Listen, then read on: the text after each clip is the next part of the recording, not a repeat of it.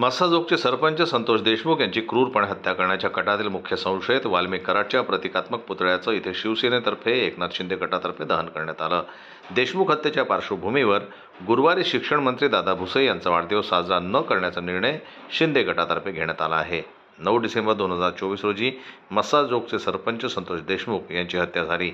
2 दिवसांपूर्वी CID तर्फे न्यायालयात सादर करण्यात आलेल्या दोषारोपपत्रासोबतच हत्येची छायाचित्रे देण्यात आली।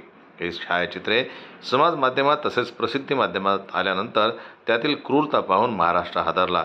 जनतेत त्याची तीव्र प्रतिक्रिया उमटली। या पार्श्वभूमीवर शिक्षण मंत्री दादा भुसे यांच्या संपर्क कार्यालयात बुधवारी सकाळी शिवसेनेच्या बैठकीत 6 मार्चला असणारा भुसे यांचा वाढदिवस साजरा न करण्याचा निर्णय घेण्यात आला।